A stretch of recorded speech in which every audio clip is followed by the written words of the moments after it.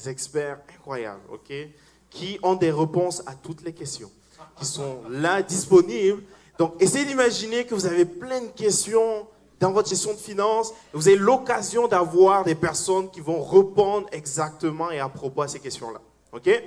Et donc, vous êtes dans votre salon, ok, et vous avez donc ces experts-là qui sont là, et puis vous avez plusieurs questions à leur poser. Donc, il y a certaines questions qui ont déjà été posées, on va les poser pour vous. Ok? Est-ce que vous nous autorisez à poser vos questions? C'est bon? Je peux prendre le consentement à main levée? Non, je rigole. C'est bon. Merci pour la confiance. Donc, on va poser les questions pour vous. Et si vous avez aussi des questions qui vous viennent à l'esprit, n'hésitez pas. Ok? Dans le temps qui nous sera permis, on va essayer vraiment de présenter le maximum de questions pour que vous puissiez avoir aussi le maximum de réponses. Est-ce que c'est bon? Ça va? Alors, est-ce qu'on peut accueillir donc René Arthur et Cédric et Ginon qui est avec moi et tout. Et donc, on va commencer. Je vais laisser Ginon, oui. Oui. Donc, on est avec René Arthur, Cédric. On a plusieurs questions pour vous aujourd'hui. On veut commencer par celle-ci. On est un couple, on vient de se marier. Un compte, deux comptes, séparés, ou chacun garde son compte, puis on a un compte conjoint. Quelle est la meilleure option?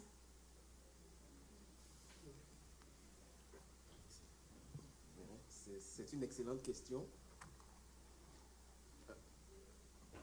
Premièrement, il faut comprendre qu'en tant que couple, on a besoin d'être transparent.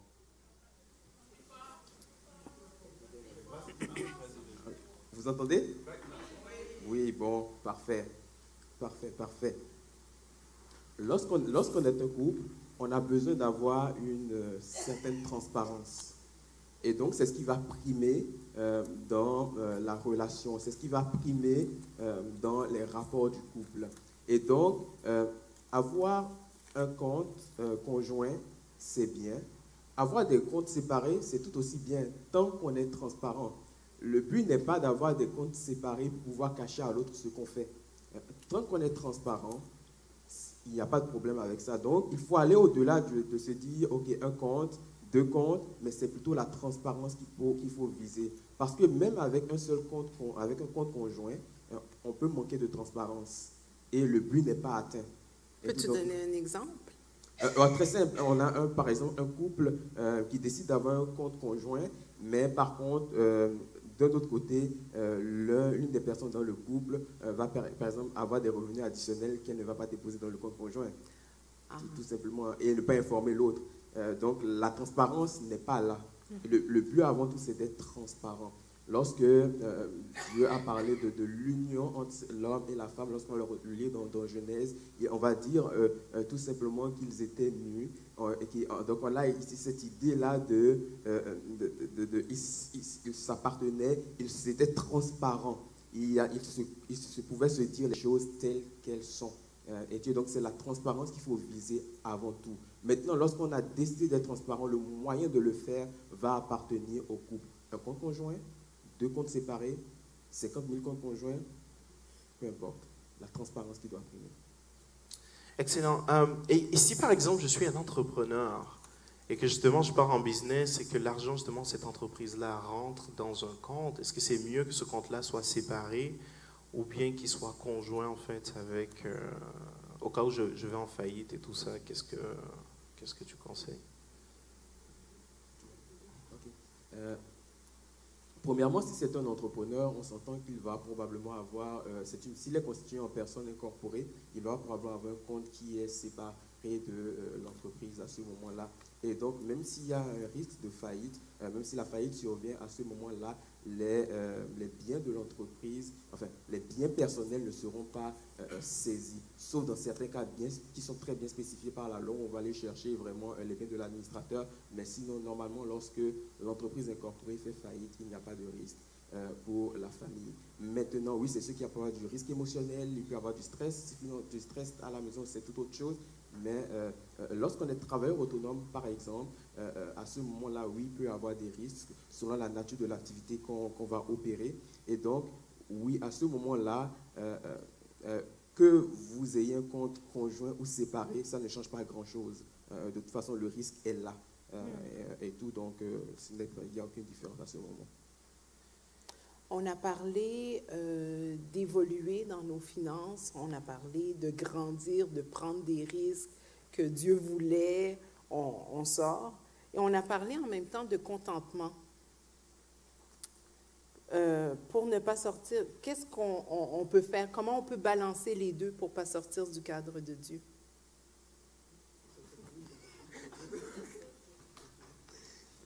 Qu'est-ce qu'il faut faire pour ne pas sortir du cadre de Dieu? C'est ça la question au fond? Oui. Qu'est-ce qu'il faut faire pour ne pas... Entre le contentement et prendre des risques. Ok. En réalité, quand on parle ici de contentement, c'est surtout, il faut le comprendre au sens d'attendre le temps favorable. Ok? Avoir de l'ambition, désirer avancer, désirer prospérer dans certains domaines n'est pas contraire forcément à la volonté de Dieu, mais il faut savoir discerner le temps.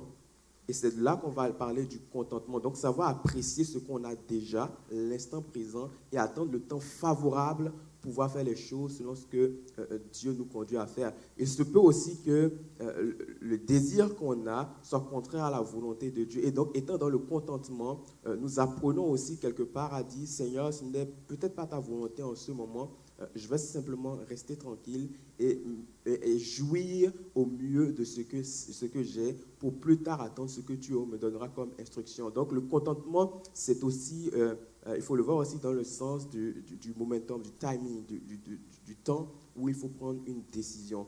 Quand on parle du contentement, ce n'est pas dire, ok, je me contente juste de ça, je ne cherche pas à avancer, je ne cherche pas à avancer dans ma carrière professionnelle, je reste juste à ma place. Ce n'est pas ça le contentement. D'accord.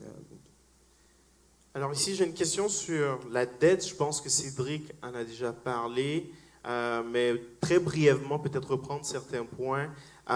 Disons par exemple que j'ai une grosse dette et j'ai besoin de payer cette dette-là en moins d'une année ou en moins de 2 ans, et que j'ai des charges aussi qui sont là. Donc comment je fais pratiquement? Quelles sont des étapes pratiques en fait que je peux mettre en pratique pour pouvoir sortir de ces situations-là de dette? Merci. Si j'ai des dettes, comme je te mentionnais, la première des choses, l'outil clé qu'il vous faut, c'est qu'il faut commencer à suivre vos dépenses, à prendre en note vos dépenses. Parce que beaucoup de gens, quand ils commencent à prendre en note leurs dépenses, ils se rendent compte qu'ils ont de l'argent. Parce que le problème n'est pas qu'on n'a pas de l'argent. Le problème, c'est où va notre argent. On a toujours de l'argent. Tout le monde a toujours de l'argent. On a de l'argent, soit pour dépenser, soit pour épargner. Et c'est nous qui décidons. Mais on ne peut pas prendre cette décision-là tant qu'on ne sait pas où va notre argent. Et donc, la première étape, c'est de prendre en note certaines dépenses et de se rendre compte que peut-être il y a des choses à couper. J'ai eu à accompagner des clients par rapport aux dettes. Quand on est endetté, qu'on veut sortir, on coupe la télévision, on coupe les sorties au resto, on coupe dans certaines choses où on va diminuer. On n'est pas obligé de tout nécessairement, dépendamment de tout arrêter, mais en tout cas, on va diminuer. Notre train de vie doit diminuer parce qu'il faut trouver de l'argent additionnel. On va devoir travailler plus parce que le travail, c'est la façon dont Dieu donne plus d'argent. C'est en tout cas le moyen que la Bible présente, il faut travailler. Donc, travailler plus. Est-ce que j'ai des compétences, quelque chose que je peux offrir. Et dans la Bible, vous avez cet exemple-là avec la veuve qui allait voir Élisée et qui disait, les créanciers sont venus, dans 2 rois, les créanciers sont venus pour prendre mes enfants. Et il lui dit, qu'as-tu? Elle dit, je n'ai un pot d'huile. Ok, il dit, va, prends des vases, remplis-les, et ensuite l'huile s'est multipliée, elle allait vendre. Donc, qu'avez-vous? Parce que vous avez quelque chose.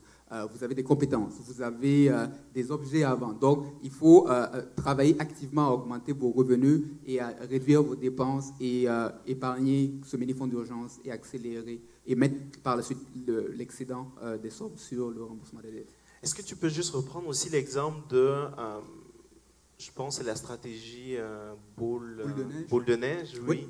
La stratégie de la boule de neige, c'est que vous allez classer toutes vos dettes. C'est quand vous avez plusieurs dettes. Donc, mettons, vous avez une dette de sais pas moi, $500, une autre de 700, une autre de 1000, ben vous allez les classer 500, 700, 1000. Et sur toutes les dettes, vous allez faire le paiement minimum, sauf sur la plus petite dette, par exemple la dette de 500. Et là, tout l'argent excédentaire que vous avez eu, par exemple, avec votre travail additionnel que vous êtes allé faire, les coupures que vous avez fait dans votre budget, vous allez l'ajouter au paiement de la dette minimum. Donc, par exemple, si vous payez, je sais pas moi, $20 minimalement, votre paiement minimum sur la dette de 500, c'était de $20, et que là, vous avez pu générer $100 de plus. À chaque mois, vous allez payer 120, 120, 120. Et une fois que vous avez fini de payer cette dette de 500, le 120, vous allez le déplacer à la dette de 700, rajouter à ce que vous faisiez, et petit à petit, vous allez effacer la dette. D'accord. Donc, une personne de notre auditoire pose la question suivante. Peut-on donner de l'argent à une personne qui en demande dans la rue? Si oui, combien?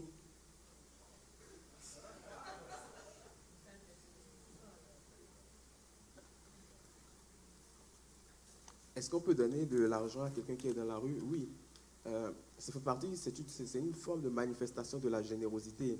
Si notre cœur est vraiment de faire du bien à cette personne, on peut le lui donner. Je pense que là, ça devient une décision personnelle et possiblement aussi qui peut être conduite par le Saint-Esprit. Je vous partage mon cas à moi. Moi, je ne donne pas d'argent à ceux qui sont dans la rue.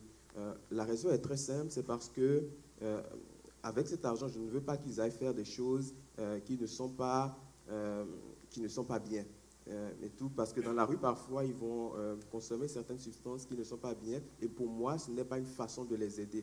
Par contre, ce que je vais faire avec des gens qui sont dans la rue, je vais les amener manger. Ok, vous voulez de l'argent, je vais leur demander c'est pourquoi faire. Je vais m'être déjà arrivé d'amener quelqu'un au restaurant et de le faire manger ou alors de lui acheter une épicerie.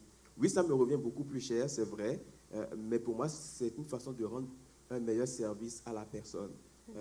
Donc, ça, c'est mon expérience personnelle, mais rendu là, comme je dis, chacun peut voir ce qui l'arrange le mieux. Et c'est une façon de démontrer aussi de la générosité. Ok.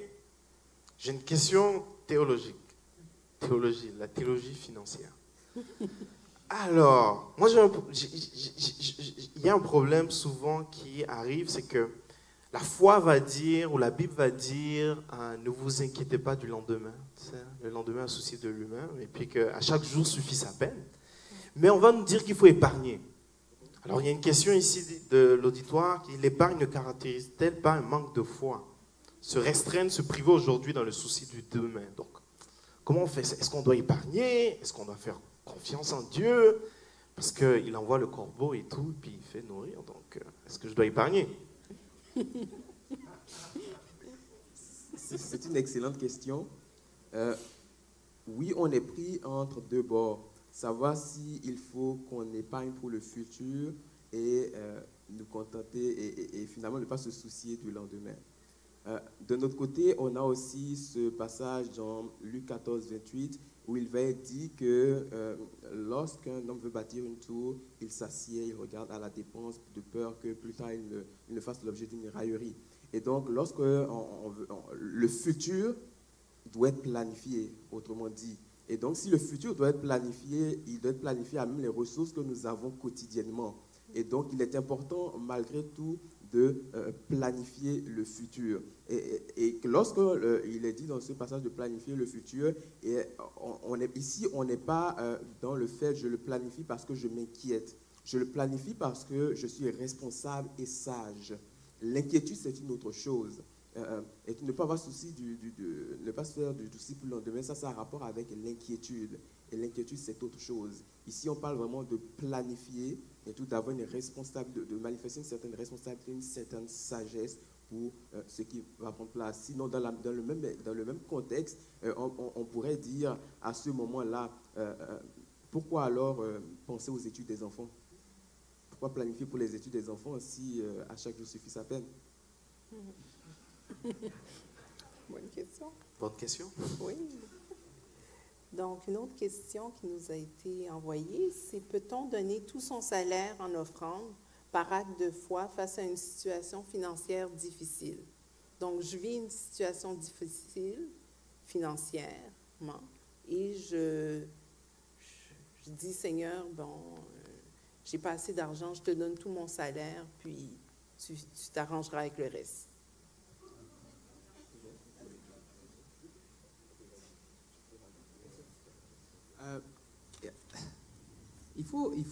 Si la personne a reçu une conviction de Dieu, c'est une chose.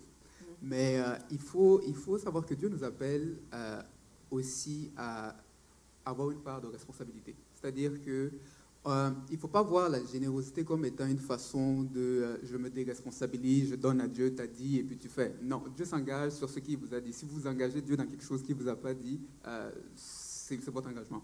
Et donc, si c'est une conviction que Dieu a mis à la personne, c'est quelque chose. Je ne vais pas rentrer là-dedans, mais de ce qu'on sait des principes, je suis responsable de devoir gérer mes ressources. Dieu me dit, il y a une portion de mes ressources, des ressources qu'il me confie, que je dois mettre en donner. Il y a une portion en épargne, il y a une portion pour rembourser mes prêts. Donc,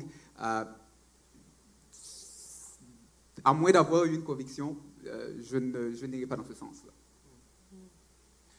Pour ajouter, justement, pour que tu puisses rajouter, je sais que vous êtes des experts, donc vous n'avez pas une idée de ce qui se passe à l'extérieur, souvent. Donc, à l'extérieur, nous, on entend parler d'évangile de la prospérité, qui dit que l'état de notre âme on doit prospérer comme étant l'état de notre âme. Donc, ça veut dire que si je donne, je suis généreux, si je donne beaucoup d'argent, je vais avoir en retour une multiplication de ces ressources-là et tout. Donc, justement, pour continuer à enchérir, qu'est-ce que vous pensez de tout ça? Comment on peut être guidé? Oui. Okay. Pour revenir alors un peu sur ce point de tantôt, je partage le point de Cédric. Il y a une sagesse que nous devons avoir dans le fait de donner. Une sagesse que nous devons avoir dans le fait de donner. Si nous lisons dans 2 Corinthiens, les chapitres 8 et les chapitres 9, ce sont des chapitres qui ont attrait notamment à la générosité. Et on va voir l'apôtre Paul qui va, dans ces textes-là, donner quelques principes qui sont quand même importants lorsqu'on est dans des contextes de générosité. Premièrement, il va parler de ceux qui ont fait un don généreux. Il va dire d'abord, ils se sont donnés d'abord à Dieu. Se donner d'abord à Dieu, ça veut dire qu'on a une intimité et on est ouvert à entendre ce que Dieu me dit. Et ensuite, il va le dire, et s'étant donné à Dieu, ils ont, je paraphrase, ils ont décidé de faire sa volonté. Donc, ils ont entendu Dieu leur parler pour pouvoir donner. Et à ce moment-là, ils ont donné, ils ont fait un acte de foi par rapport à ce que Dieu leur avait dit. Dieu s'engage sur sa parole, comme le disait Cédric, et non pas sur nos émotions. Et si nous le faisons selon nos émotions, nous allons vraiment en assumer des conséquences, nous allons assumer certaines conséquences qui sont désastreuses. Maintenant, pour poursuivre dans ce que tu as mentionné tout à l'heure, je vois ici 2 volets. On parle ici de prospérer selon l'état de son âme, comme il est dit dans les livres de Jean. Et puis on parle de l'évangile de la prospérité. Okay? Premièrement, l'évangile de la prospérité, le but de l'évangile de la prospérité, c'est de dire que nous avons été rachetés pour pouvoir nous enrichir. Okay? C'est ça, au fond, c'est ça l'idée. La Bible va nous dire que nous avons été rachetés afin d'être réconciliés avec Dieu. Okay? On n'a pas été rachetés pour se faire de l'argent, on n'a pas été rachetés pour pouvoir vivre dans l'opulence, on a été rachetés pour être réconciliés avec Dieu. Et désormais, étant vivant pour Dieu, on se soumet à sa volonté et on fait son plan, on fait ce qu'il attend de nous. Et tout. Et donc, venir à Christ pour s'enrichir est une erreur. Est une erreur. L'autre volet, on parle ici de prospérer selon l'état c'est Jean qui va le dire à Gaius. Notamment, je souhaite que tu prospères à tous égards comme prospère l'état de ton âme. Et ici, on va relier la prospérité à l'état de l'âme. Et lorsqu'on va on va aborder ce mot prospérité ici, c'est vraiment dans le sens large, vraiment dans tous les domaines. On va l'aborder dans tous les domaines. Et l'âme, pourquoi on conditionne? Ici, en fait, c'est ce qu'on est en train de dire dans ce passage, c'est que si ton âme va bien, plus tu seras prospère. Et pourquoi on le conditionne à l'âme? C'est parce que dans l'âme, c'est le siège des pensées, de la réflexion, des décisions. Okay? Et donc, si dans l'âme, nous ne sommes pas renouvelés dans notre intelligence, Et donc, renouveler dans notre intelligence, donc c'est sortir en fait du mode de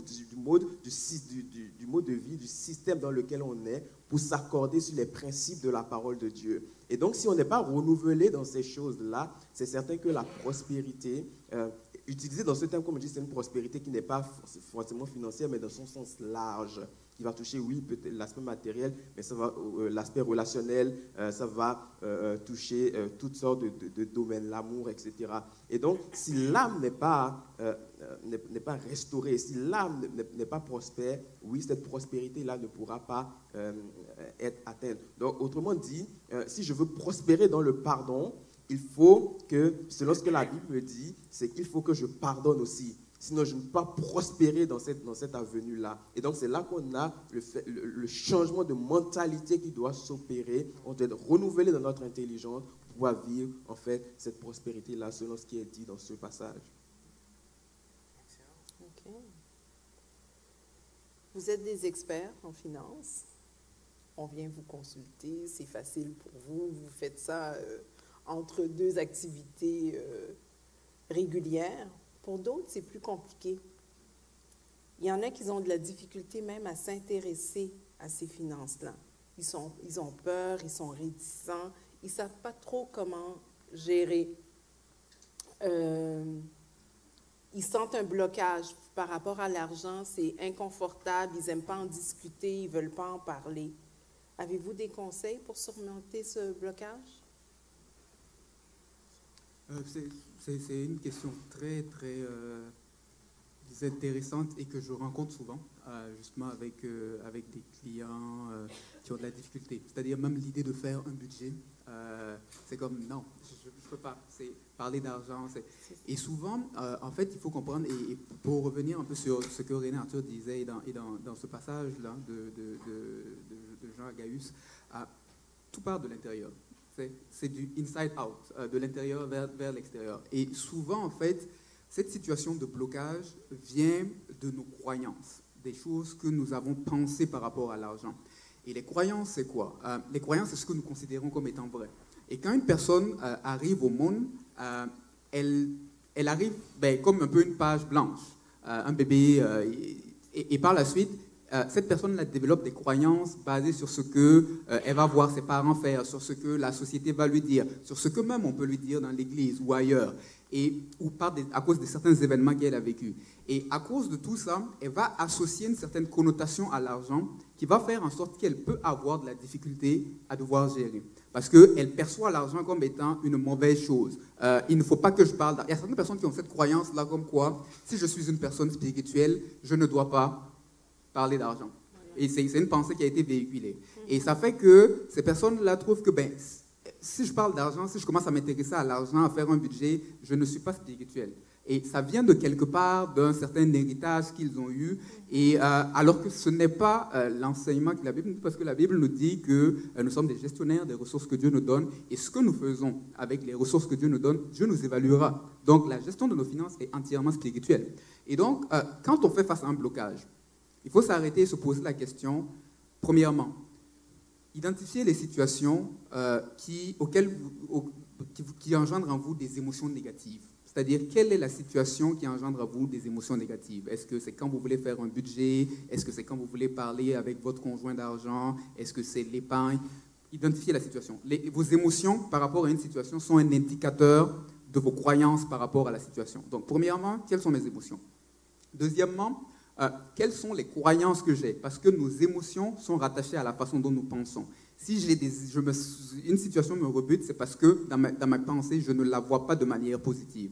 Et donc, de se poser la question, quelle est la croyance que j'ai par rapport à cette situation? Peut-être que faire un budget, ça me rebute. Mais peut-être que ça me rebute parce que dans ma tête, j'ai peut-être associé à faire un budget comme étant, si je fais un budget, je m'intéresse à l'argent, donc je ne suis pas spirituel, ou bien j'ai associé, si je fais un budget, ça veut dire que je dois me limiter parce que toute ma vie, j'ai vécu restreint et maintenant, je ne veux plus penser à l'argent parce que si je commence à penser à l'argent, je suis limité. Donc, il y a des croyances. Donc, c'est de commencer à se poser des questions. Pourquoi est-ce que j'ai cette émotion? De fouiller dans son passé, de fouiller dans ses expériences. et d'identifier, c'est un travail, ça ne se fait pas en une minute là. Donc c'est un travail d'identifier cette croyance et de commencer maintenant à avoir des croyances alternatives. C'est-à-dire que, ok, c'est ce que moi je pense. Je pense que ma situation par rapport au budget qui me rebute vient du fait que je crois que l'argent en fait est mal.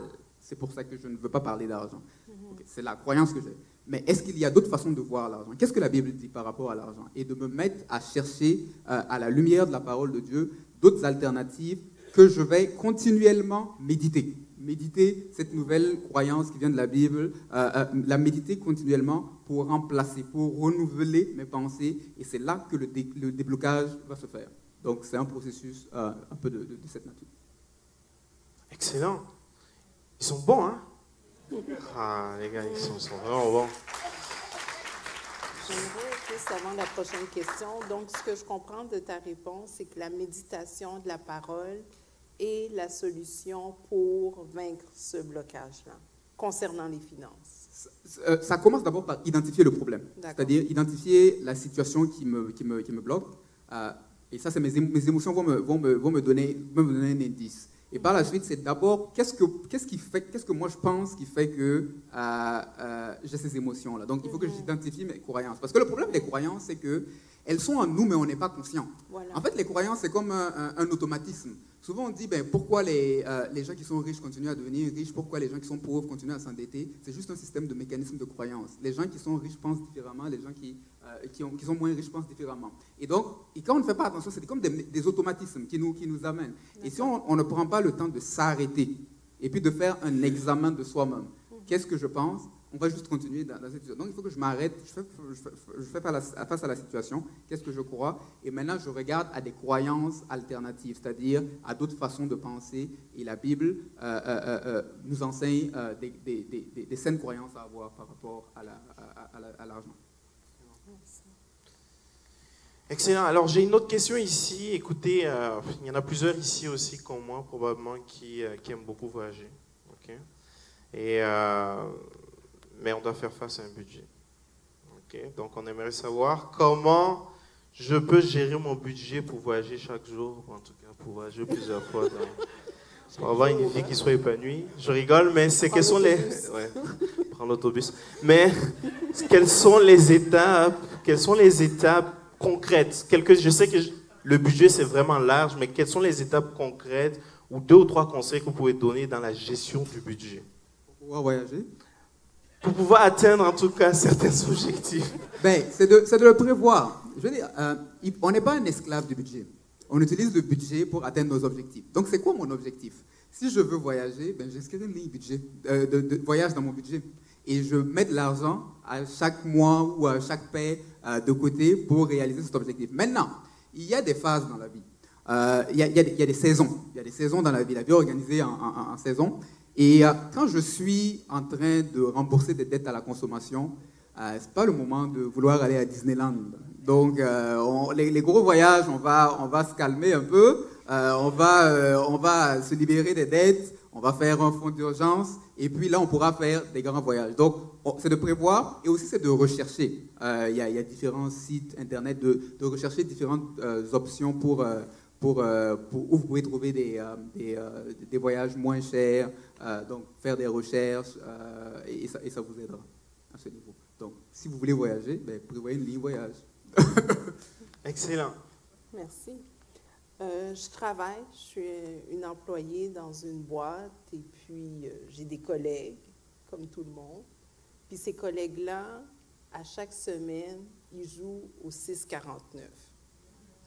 Puis là, ils viennent me voir. Je dis non. Veux-tu mettre un petit 2? Écoute, si on gagne, on part, nous autres. En tant que chrétien, qu'est-ce que tu fais? C'est une bonne question. Ça revient à poser la question autrement. Est-ce que la Bible encourage les jeux de hasard? La Bible ne va pas dire « ne jouez pas au 6,49 ». La Bible ne le dit pas textuellement de même. Ne jouez pas au loto, elle ne dit pas textuellement de même. Mais la Bible parle de l'amour de l'argent. Okay? Et l'idée de se faire de l'argent aussi rapidement traduit en réalité un amour pour cet argent, un désir de mettre la sécurité en l'argent. Et ça fait partie du système qui a été érigé tout autour de nous, qui est le système dans lequel nous sommes. Et tout qui nous pousse à penser que parce que nous aurons beaucoup plus d'argent, nous serons en sécurité, nous serons mieux. Et donc, c'est là où est le danger.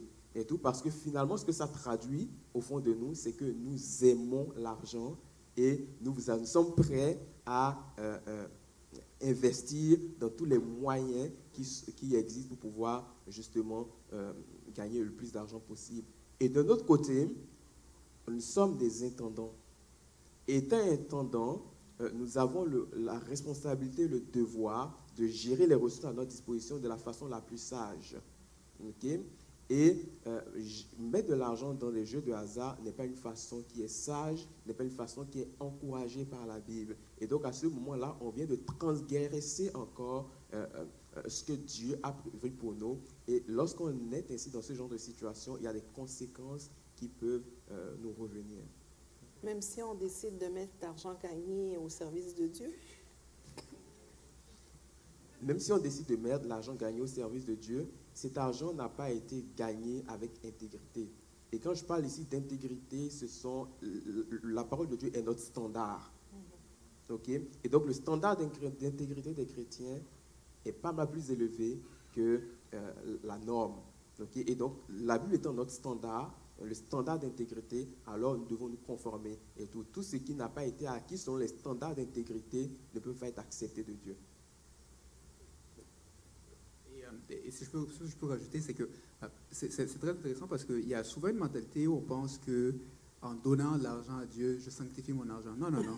Ça ne sanctifie rien. Et il y a des textes dans l'Ancien Testament où Dieu dit, ben, vous n'amènerez pas l'argent de la prostitution, l'argent de ceci, ceci, là. Non.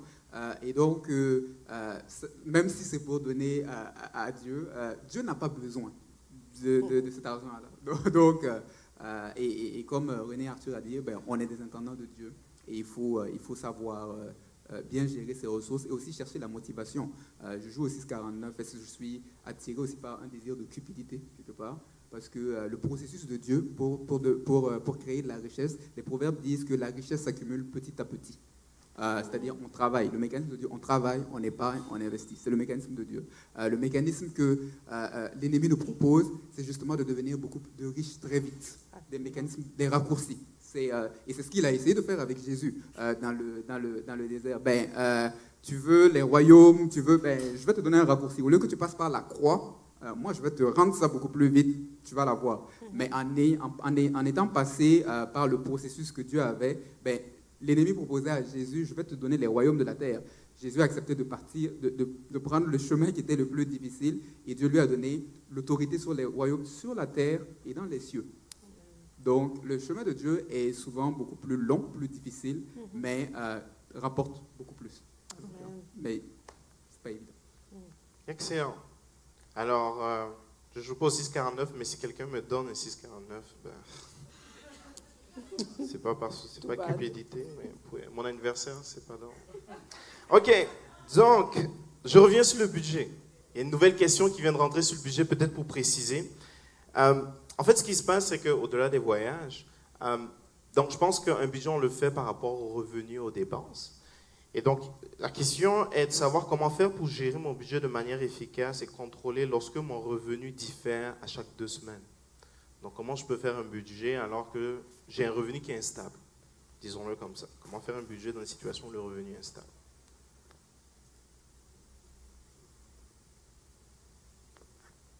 Alors, premièrement, c'est sûr que la question est un peu incomplète parce qu'on ne connaît pas vraiment la situation exacte. Est-ce que la personne a un seuil minimum de revenus? Si elle a un seuil minimum de revenus, la personne devrait faire le budget sur le seuil minimum de revenus et l'extra servira pour autre chose. Lorsque l'extra arrivera, à ce moment-là, elle va planifier ce qu'elle va faire avec. Mais il faudra aller sur un seuil minimum de revenus. Si la personne n'a pas de seuil minimum de revenus, et que ça varie vraiment, à ce moment-là, il va falloir observer pendant une certaine période de temps, plusieurs mois, quelle a été la moyenne du revenu qui a été gagné. Et sur la base de cette moyenne-là, on va faire le budget, tout en tenant compte du fait que peut-être que certains mois sont peut-être plus propices à plus de revenus que d'autres mois. Donc, on va tenir compte de ces choses-là pour faire le budget. Donc, si je comprends bien, dans le budget, ce que je ferais, c'est que je répertorie en fait toutes mes dépenses, qui sont des dépenses fixes, comme par exemple les factures obligatoires que je dois payer. Et je répertorie aussi les revenus que j'ai, ou bien sur une période, la moyenne de revenus que j'ai. Et l'excédent de tout ça, soit je l'épargne, ou bien je l'attribue à d'autres dépenses supplémentaires que je pourrais. Excellent. Super. Je suis nouvellement chrétienne. J'apprends sur la foi, j'apprends sur le fait de donner. Puis on me dit qu'il faut que je donne 10% de mon salaire. Moi, je ne fais pas confiance à personne. Je décide, OK, il faut que je donne de l'argent, je veux le donner aux pauvres. Mais je ne le donnerai pas à un homme à l'Église qui va s'enrichir sur ma tête. Est-ce que c'est une bonne façon de procéder? Alors, je vais rajouter encore à cette question-là, pourquoi on doit payer la dîme? Ok, parce qu'on s'entend qu'il n'y a pas de verset dans le Nouveau Testament qui nous dit de payer la dîme. Donc pourquoi on continue de payer la dîme? Ah oui, il y en a un. Bon, la dîme, un sujet important. Premièrement, il faut comprendre que la dîme a été établie, non pas sous le temps de la loi de Moïse, mais elle a été établie au temps des patriarches. Notamment avec Abraham qui a été le premier à donner la dîme. Et ensuite, sous la loi, ça a été institutionnalisé. Donc la loi disait et prévoyait, vous devez donner la dîme pas sous prétexte, pardon. Si vous ne le faites pas, il y aura des conséquences avec cela. Nous, on n'est plus sous cette loi-là. Par contre, lorsqu'on va lire dans Galates, il va être dit que nous sommes descendants d'Abraham par la foi. Okay? Et donc, nous appuyons sur ce verset-là. On reconnaît que Abraham est un modèle pour nous de foi. Et lorsque Abraham a donné la dîme, c'est aussi quelque part pour nous enseigner quelque chose, pour nous enseigner quelque chose en fait qui est important et qui pour nous amener aussi à faire de même. Et le but de la dîme, habituellement quand j'enseigne sur ça, ça prend quand même pas mal de temps là. Je vais faire ça très vite. Très court, le but de la dîme, l'idée derrière, c'est de consacrer les ressources qui ont été mises à notre disposition. Parce que vous savez, nous sommes sauvés, mais les ressources ne sont pas sauvées. Et la dîme vient consacrer les ressources et donc vient donner le droit à Dieu de pouvoir parler, de pouvoir nous aiguiller dans l'utilisation de ces ressources. Et donc, si nous ne donnons pas la dîme, nous ne sommes pas en train d'appeler Dieu, nous n'autorisons pas Dieu à nous parler quant à l'utilisation de nos ressources. C'est ça le principe de la dîme. Et il faut réaliser aussi que la dîme est un principe. Et aujourd'hui, dans la Nouvelle Alliance, dans la Nouvelle Alliance, on n'a pas les mêmes sanctions comme on l'avait dans l'ancienne Alliance, dans l'Alliance mosaïque. Par contre, il faut comprendre que le principe de la dîme agit selon certains critères, comme tout principe, des critères qui sont assez généraux. Lorsqu'on est face à un principe, on décide d'y adhérer. Et si on adhère à ce principe, il y a une conséquence qui vient avec. Si on choisit de ne pas adhérer à ce principe, il y a une conséquence négative. Et l'exemple que je prends souvent, c'est que lorsque je suis dans une tour qui a plusieurs étages, et que je désire sortir de cette tour alors que je suis au 15e étage, je n'ouvre pas la fenêtre pour y sortir. Parce que pourquoi je ne le fais pas? Parce qu'il y a un principe qui est sous-jacent. Il y a la loi de la pesanteur qui dit que lorsqu'un corps est relâché, il tombe vers le sol et puis il va s'écraser. Et donc, conscient de cette loi, je ne descends pas les escaliers, je vais prendre l'ascenseur pour pouvoir y aller. Donc, la dîme fonctionne devant ce principe. Si j'accepte le principe de la dîme, il y a des conséquences bénéfiques. Si je n'accepte pas le principe de la dîme, il y a des conséquences aussi contraires qui vont aussi arriver. Et donc, il faut l'accepter ou ne pas l'accepter. Mais il y a des conséquences dans chacune des deux décisions. Si je peux aussi venir sur la question, la personne qui disait que je suis une nouvelle chrétienne et puis j'entends ce principe-là, mais j'ai de la difficulté, je préfère donner ailleurs. Je peux comprendre la personne, dans le sens que il y a eu des abus, il y a eu des choses qui ont été des mauvaises gestions à certains endroits qui peut-être rendent certaines personnes réticentes.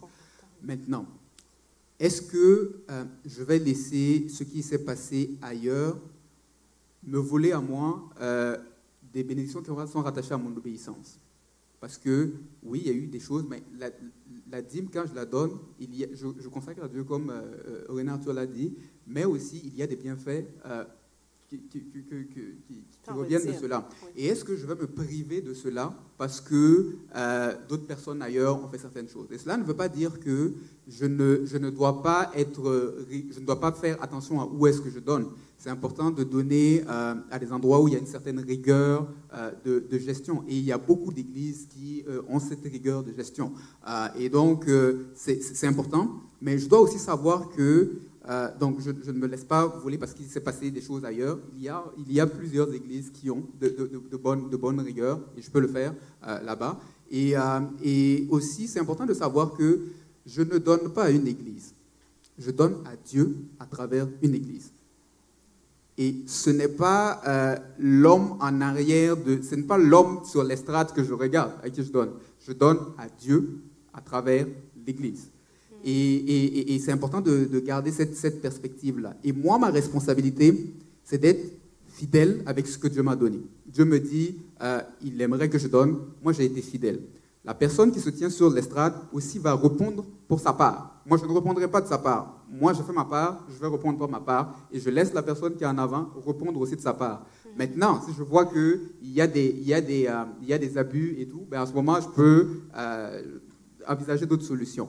Donc là, c'est dans le cas d'une nouvelle chrétienne, et je commence, je teste, je vois qu'est-ce qui se passe. Maintenant, il y a aussi par moments des plus vieux chrétiens qui utilisent aussi cet argument-là, comme quoi,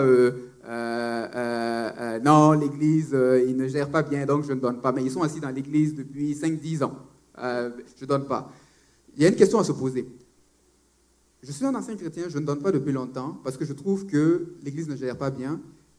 Donc, je ne suis pas prêt à leur donner mon argent, ou l'argent que Dieu m'a confié, mais je suis prêt à les laisser nourrir mon âme. Je ne fais pas confiance à quelqu'un avec mon argent, mais je lui fais confiance pour mon âme. Qu'est-ce qui a plus d'importance? Question à se poser. Très bon point. Oui. Alors, si je comprends bien, donc, en donnant la dîme, non seulement j'obéis à un principe, mais aussi j'autorise Dieu à être impliqué en fait dans mes finances parce que je lui donne justement cette autorité-là de consacrer mes finances. Donc, j'ai une question ici qui vient de l'Assemblée qui dit « Comment réussir en affaires ou avancer, monter les échelles au travail quand dans certains milieux, c'est de la compétition ?» Et ce sont eux, en fait, tes contacts qui vont te faire avancer donc, dans la compagnie. Donc, être dans cet environnement-là où on est toujours en compétition, il faut avoir des contacts et tout. Puis, j'ai l'impression que c'est un peu en contradiction avec la parole de Dieu où je dois être humble, intègre dans ma façon de fonctionner. Donc, comment je peux allier donc, l'environnement de travail de nos jours et puis justement ma foi chrétienne? Comme je le mentionnais tantôt, comme plusieurs l'ont mentionné aussi, la parole de Dieu est notre standard, c'est le standard d'intégrité. Et peu importe les situations dans lesquelles je me trouve au travail, je dois veiller à ce que ce standard soit maintenu. Maintenant, dans le côté pratique, là j'ai besoin du Saint-Esprit pour savoir quoi dire, quoi faire exactement, mais en aucun cas, il ne faut que je déroge des balises. Parce que la parole de Dieu nous donne des balises. En aucun cas, je ne dois déroger de ces standards, de ces balises-là. Si, avec tout ce que je fais, je ne suis pas en mesure de m'intégrer, de pouvoir me développer dans cette entreprise, peut-être aussi que c'est le temps de penser à faire autre chose. peut-être c'est le temps de penser à faire autre chose. Et aussi, c'est peut-être tout simplement aussi un temps d'épreuve temporaire. Et dans ce cas-là, quand c'est un temps d'épreuve qui est temporaire, ça nous prend une grande sagesse pour pouvoir vivre cette épreuve, passer au travers de cette épreuve-là. Et c'est là surtout qu'on a besoin du Saint-Esprit. Mais en aucun cas, on doit déroger des standards qui sont la parole de Dieu. Je vous ramène à quelques années, peut-être 2-3 ans, où il y a eu un scandale au niveau d'une église. Ils demandaient à leurs membres de donner les prémices de leur salaire. Est-ce qu'il y a des fondements bibliques sur ça? Est-ce qu'on est obligé de donner les prémices de nos salaires? OK. Premièrement, la question à se poser, c'est quoi le but des prémices? Lorsqu'on va regarder dans la parole de Dieu, en réalité, le but des prémices, le seul but des prémices, c'est d'honorer Dieu. C'est ça le but des prémices. Avec les premiers bénéfices, les premiers fruits de notre travail, on veut honorer Dieu. Et donc, le but des prémices n'est pas en retour de recevoir de l'argent de Dieu. Le but des prémices n'est pas en retour d'avoir une plus grande bénédiction financière ou matérielle. Le but des prémices, c'est d'honorer Dieu. C'est de dire, Seigneur, je te suis reconnaissant pour ce que tu as fait et je choisis de t'offrir ce que j'ai, les premiers fruits de ce que j'ai. Donc, c'est un choix qui est personnel. C'est un choix qui me revient.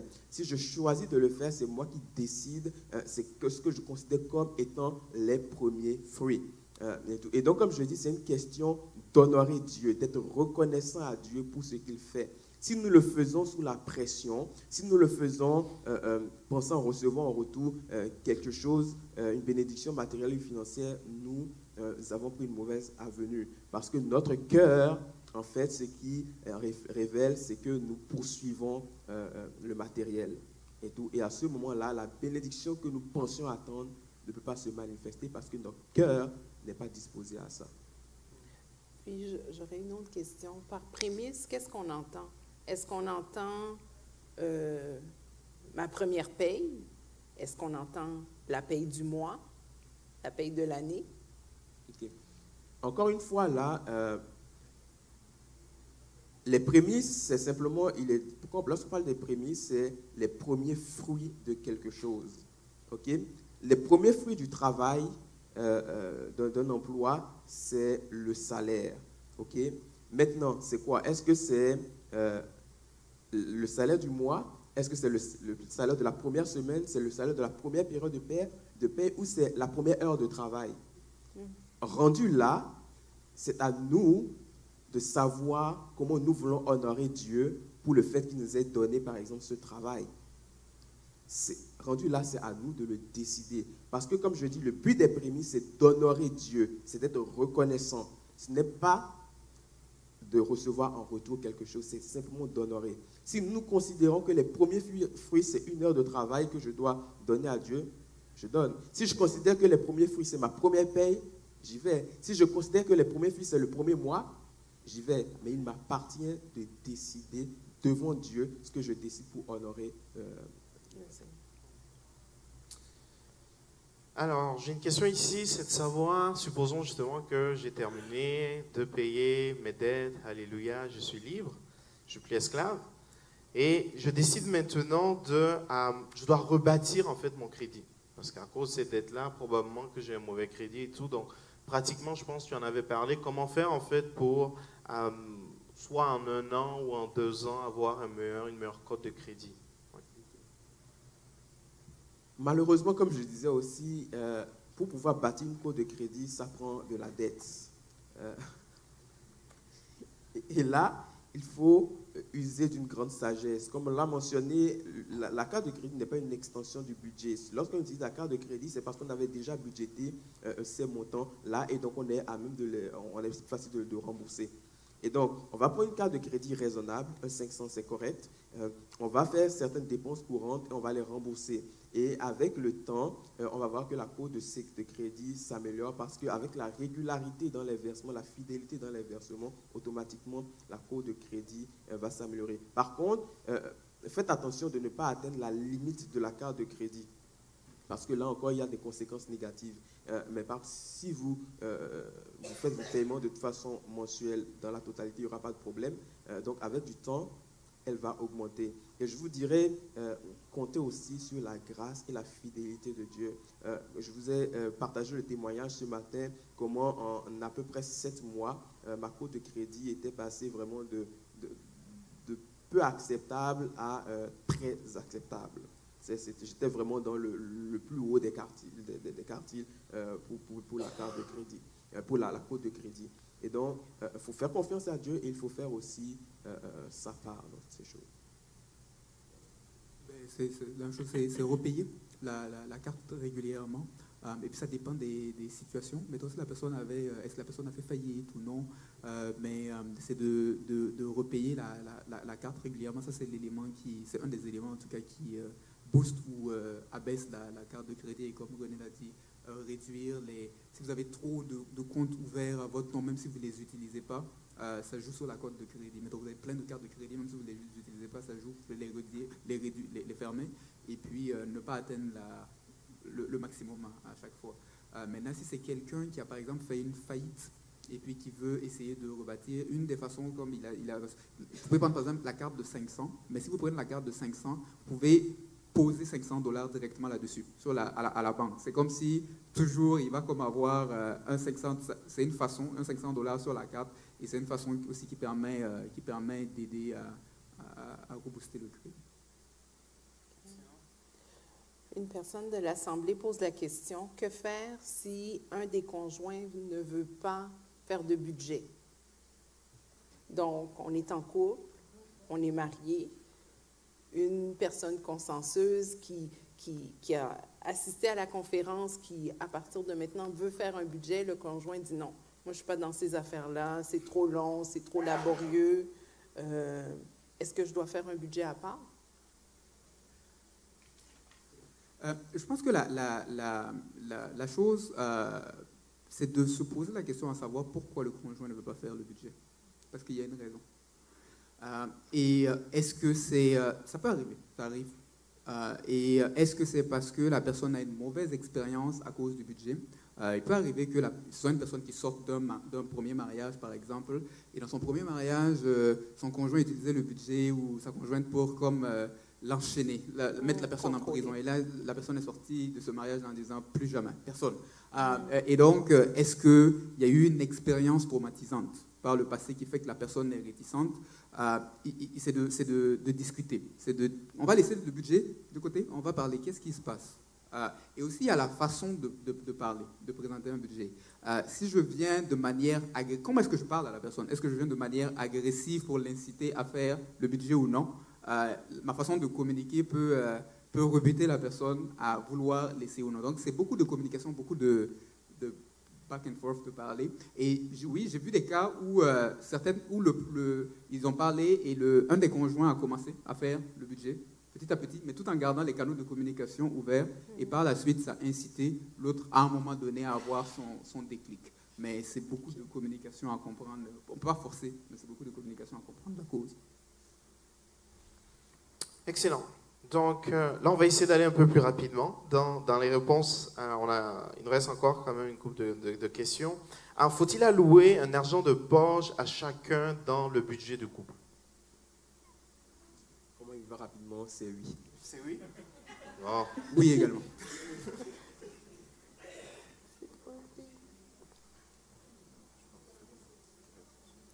Quel pourcentage doit-on attribuer pour chacune des catégories de dépenses? C'est une question qui est difficile à répondre de même. Pourquoi? Parce que chaque couple, chaque famille, chaque personne a des aspirations différentes. Et le budget révèle quelque part l'aspiration de chacun. comme j'aime à dire, le budget, c'est l'outil par excellence pour atteindre une vision. Okay? Et donc, le budget va refléter justement les étapes pour atteindre cette vision. Et donc, il est difficile de dire quels sont les pourcentages que je dois mettre dans chaque catégorie. Oui, légalement, le gouvernement va obliger, par exemple, les banques à regarder un certain critère, garder certains ratios lorsqu'ils veulent prêter de l'argent à des clients. Donc, ça peut être des balises. Pour moi, j'appelle ça vraiment des balises. Mais lorsque moi je conseille, je ne vais pas jusqu'à ces limites-là prescrites parce que c'est se mettre de la pression pour un rien et tout. Donc, le budget reflète la vision qu'a la personne, le foyer, la famille et tout. Et donc, c'est ensemble qu'ils décident de l'allocation qu'ils vont faire. Excellent. Alors, une petite chose qu'ils n'avaient pas prévue. Est-ce que vous avez des questions? J'ai le temps de prendre encore deux questions très très rapides qui n'ont peut-être pas été, on a essayé de synthétiser la majorité des questions et tout. Donc des questions gestion financière, là c'est plus anonyme, donc je prends deux courageux qui peut-être auront des questions à poser. Oui, ok, je viens avec, oh wow, Deux. non.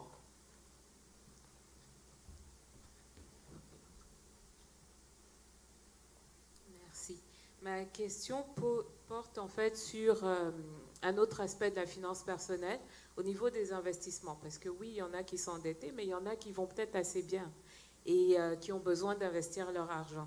Comment conseillez-vous de faire le choix? Dans quoi investir? Quel type de produit, par exemple? Ou quelles seraient vos directives, en fait? Ou conseils, pardon. Ok. On ne peut pas répondre à la question comme cela, parce que pour déterminer en fait l'investissement qui va vous faire, il faut qu'on comprenne déjà quels sont vos objectifs. Il faut qu'on comprenne c'est quoi que vous voulez atteindre. On n'investit pas pour investir, car celui qui épargne à l'excès s'appauvrit. C'est ce qui est dit dans la parole de Dieu. Et donc, il faut avoir une vision claire. Qu'est-ce que je veux atteindre? Et par rapport à ce qu'on veut atteindre, à ce moment-là, on est capable de conseiller l'investissement et qui va avec. Donc, on parle de la vision, de la stratégie avant d'utiliser le produit. Le produit n'est qu'un moyen. Ce n'est pas l'objectif, ce n'est qu'un moyen pour atteindre l'objectif qui est visé. Moi, en fait, c'est dans la même veine. Mais ce que je veux savoir, c'est que moi, je fais aussi déjà des placements, mais on veut savoir où l'argent va. C'est une possibilité de savoir où son argent va, parce qu'on ne veut pas, par exemple, financer l'armement ou bien financer, je ne sais pas, des produits qu'il ne faut pas avec nos valeurs. Donc, comment est-ce qu'on fait ça aussi? Ok. Lorsqu'on fait des placements, là, je prends pour acquis que ce sont au moins des fonds de placement, sinon c'est des actions ou des obligations. Je pense que c'est au moins des fonds de placement. On a ce qu'on appelle un prospectus. Donc, c'est un document que la banque émet dans lequel on a tous les détails qui sont relatifs à dans quoi est placé l'argent. Et donc, en lisant ce document que, en passant, personne ne lit, j'imagine que c'est le lit. Moi aussi, je le lis. Je lis ce type de document parce que ça donne de l'information qui est intéressante. Mais c'est bon pour vous d'aller lire ce prospectus. Là, ça donne beaucoup d'informations. Ils vont dire dans quoi, par exemple, le plus gros de l'argent est investi, quels sont les plus importants investissements qu'ils font avec cet argent. Donc, c'est marqué dans ce document qu'on appelle le prospectus. Est-ce qu'il y a d'autres questions? Non? Oui? Waouh! Vous avez des réponses à toutes vos questions, donc vous savez maintenant gérer votre argent. Oh, c'est bon, j'ai une question ici.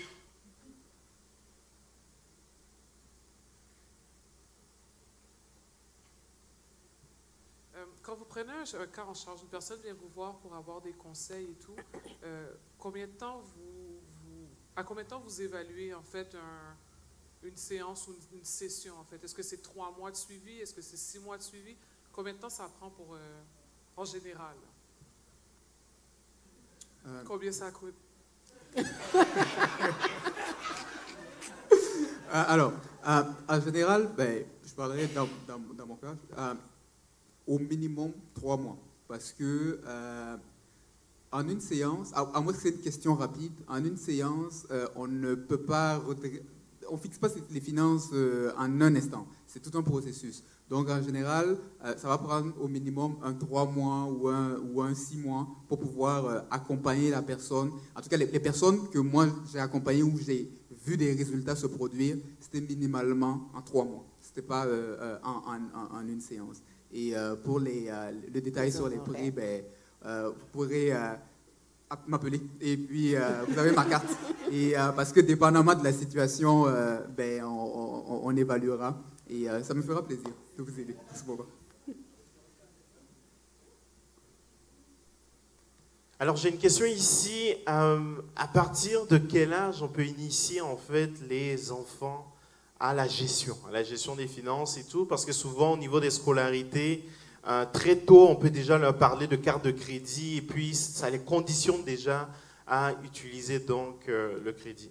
Oui. Okay. Dès le préscolaire, on peut commencer à initier les enfants à tout ce qui est de la gestion des finances. Qu'est-ce qu'on peut faire avec un enfant dans le préscolaire? Vous pouvez lui donner, par exemple, si vous lui inculquez le principe de la dîme, vous pouvez lui donner 10 pièces, ok? Et lui montrer qu'il faudrait prendre au moins une pièce pour donner à Dieu, et ensuite le reste, il peut faire ce qu'il veut avec. Soit donner à Dieu, soit acheter des choses, soit économiser. Okay? Et donc, il y a plusieurs principes qu'on peut mettre au niveau des enfants, à leur niveau pour qu'ils comprennent. Et il est important de commencer cette éducation tôt, parce que c'est à cet âge-là qu'il y a un système de valeurs qui se bâtit. On va estimer que le système de valeurs d'un individu se bâtit entre 0 et 9 ans. Okay, entre 0 et 9 ans. Et donc, c'est là qu'on va venir inculquer ce qu'il y a de plus important. Et tout. Et donc, plus tard, même si l'enfant se détourne des voies, ne prend pas le chemin que l'on souhaite, parce que ces valeurs ont déjà été ancrées, enracinées dans la période de 0 à 9, alors à ce moment-là, il y a toujours quelque chose dans son cœur qui lui rappelle la bonne chose à faire. Et tout. Et donc, c'est pour ça qu'il est important, que ce soit dans tous les domaines, de commencer à inculquer des choses, des bases solides aux enfants. Il ne faut pas avoir peur de parler de certains sujets avec les enfants. On trouve la façon de le faire, mais il ne faut pas avoir peur de le faire. Et si je peux enchérir, c'est vraiment important parce que, par exemple, quand je prends chez nous, très jeune, nos parents nous ont inculqué le concept de la dîme. Je veux dire, quand on recevait de l'argent ou quelque chose, il fallait aller mettre le 10%. Et puis, Valérie est là, dans l'église où on allait au Burkina, ben, tout le monde passe devant, on met l'argent dans le tronc. Et donc, le jour où les parents nous donnent l'argent, ils s'assuraient de voir qu'on passait devant le tronc pour mettre l'argent. Et c'est devenu un mécanisme. Ça fait que plus tard, quand on a commencé à travailler, à avoir des sommes plus importantes, ben, c'était plus facile. Et croyez-moi, c'est plus facile de donner sa dîme sur $1000 que de donner sa dîme sur $10 000. Il y a certaines personnes qui pensent que quand j'aurai plus d'argent, je vais donner... Non. Plus ça monte, plus quand vous écrivez le chèque, plus vous vous rendez compte que... Donc, plus tôt on commence, mieux c'est. Excellent. Est-ce qu'il y a d'autres questions? Oui. Moi, ma question, c'est vraiment à 2 niveaux. Le premier niveau, c'est qu'est-ce que vous pensez de la consolidation des dettes? On entend beaucoup parler, et juste avoir votre point de vue à ce niveau. Puis le deuxième volet, vous avez parlé aussi du concept de la boule de neige, je ne sais pas si j'ai bien compris. En commençant justement à éliminer la petite dette. Au niveau des grosses dettes, on sait que vraiment le capital, il est assez gros. Donc les intérêts, c'est comme si au finish, comme vous avez dit, ça devient pas mal démotivant à la fin. Donc, j'aimerais encore avoir un peu plus de voilà, astuces là-dessus. Okay. Sur la consolidation, donc le principe de la consolidation, c'est qu'on rassemble en fait différentes dettes et puis en une dette et qu'on essaie de payer environ 3-5 ans. Et le truc de la consolidation, ça peut aider quelque part à donner un bol d'air, mais il faut faire attention avec la consolidation. Parce que ce qui nous conduit à la dette, ce sont nos habitudes. Et si je ne change pas d'habitude, la consolidation ne m'aidera pas. La faillite ne m'aidera pas. je vois des gens qui passent de faillite en faillite, de consolidation à d'autres problèmes, parce que les habitudes qui sont sous-jacentes n'ont pas été changées. Il faut comprendre une chose. La dette n'est pas un problème. Souvent, quand les gens viennent me voir et disent « j'ai un problème de dette », je leur dis « non, la dette n'est pas un problème. La dette est un symptôme. C'est la conséquence d'un problème plus profond. C'est la conséquence de mauvaises habitudes. Et tant que je ne change pas les habitudes, je ne changerai pas la situation. La consolidation, la faillite, c'est comme si on vous faisait un bandage, mais on n'a pas réglé le problème de fond. Et donc, souvent, ce que moi je vais recommander aux gens, c'est qu'avant de faire une consolidation, essayez de vivre avec un budget pendant au moins 3 mois. Faites un budget et voyez si vous êtes capable d'avoir vos revenus moins vos dépenses qui sont égales à 0, et de vivre selon vos moyens. Et une fois que vous avez été capable de développer cette habitude-là, en ce moment, vous pourrez, si vous le voulez, considérer cette option. Mais avant d'avoir changé les habitudes, ça ne règle pas vraiment le problème de fond. Et la deuxième question, c'était par rapport à la boule de neige. Donc, il y a 2 méthodes. La méthode de la boule de neige, c'est qu'on va de la plus petite dette jusqu'à la plus grande. Et il y a l'autre méthode qui est la méthode de l'avalanche. L'avalanche, on va selon la dette qui a le taux élevé le plus important. L'une ou l'autre, dans la méthode de l'avalanche, vous allez payer le moins d'intérêt. C'est-à-dire, à la fin, vous allez payer moins d'intérêt que si vous utilisez la méthode de la boule de neige. Mais avec l'avalanche, il faut être sûr que vous êtes une personne capable de vous automotiver, parce que ça peut être long.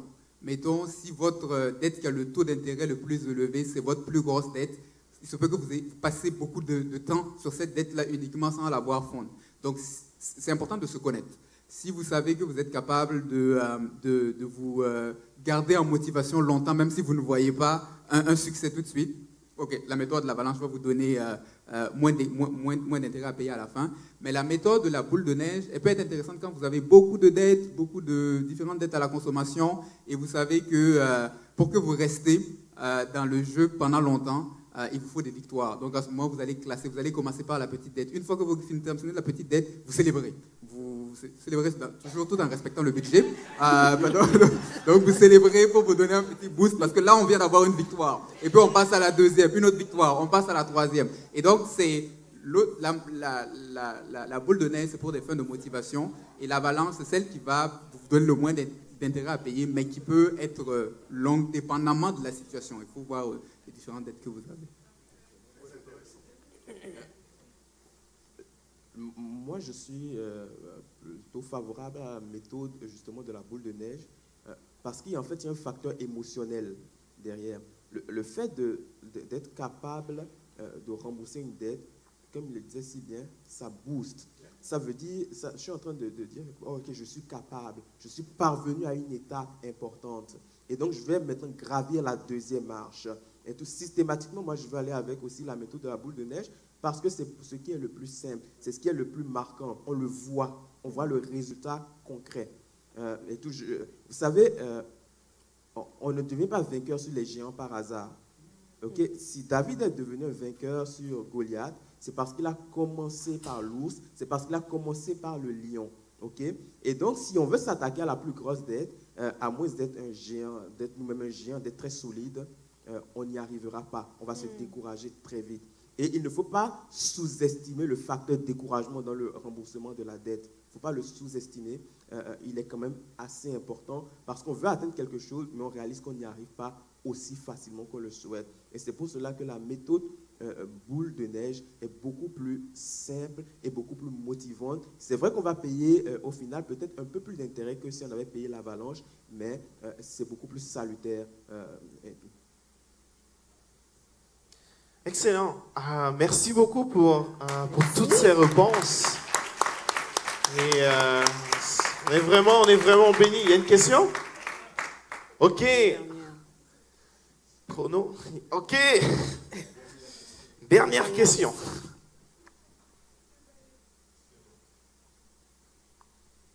J'ai une question par rapport à la relève. Est-ce que vous avez des plus jeunes conseillers financiers que vous coachez, ou en avez-vous des projets des autres qui voudraient apprendre de vous? Est-ce qu'il y en a, ou y a-t-il un service de ce genre, ou les référez-vous à quelque part où est-ce qu'ils peuvent avoir ces conseils-là? Merci. Sachant qu'ils sont jeunes déjà. Hein? Ben, écoutez, en tout cas, je ne forme personne pour la relève là, en tant que telle. Mais par contre, vous savez que lorsque nous formons des disciples, les disciples deviennent à leur tour des formateurs. Et donc, lorsqu'on vous enseigne, que vous mettez en pratique, vous êtes capable aussi vous-même d'aller enseigner. Exactement. Et les meilleurs ambassadeurs, c'est ceux qui ont eu les résultats. Et donc, souvent, mettons, quand des gens vont suivre un cours, une formation, souvent, je vais dire aux gens qui participent à des formations, que vous avez suivi, vous avez eu une application. Déjà, quand vous allez chez vous à la maison, tout le monde, tous ceux qui sont autour, vos frères, vos sœurs, les gens dans votre... Commencez à les inculquer la méthode. Et donc, les meilleurs ambassadeurs sont ceux qui sont autour. Mais c'est une excellente question, un excellent point que vous avez soulevé. Alors, merci beaucoup. Je crois qu'une chose aussi que nous pouvons retenir, c'est que pendant que, disons que je suis sous une dette, pendant que j'utilise que ce soit la méthode de l'avalanche ou la boule de neige, c'est de ne pas aussi focuser complètement toute mon attention sur le paiement uniquement de ma dette. Je la paye. Mais il y a d'autres choses, d'autres bénédictions que Dieu me donne autour, et puis je vis ma vie. Ma vie n'est pas juste concentrée sur payer ma dette et tout. Puis il faut se dire que c'est une étape après l'autre et tout. Puis merci beaucoup à vous. Est-ce qu'on peut les acclamer? Est-ce qu'on peut les remercier chaleureusement pour tout ce qui...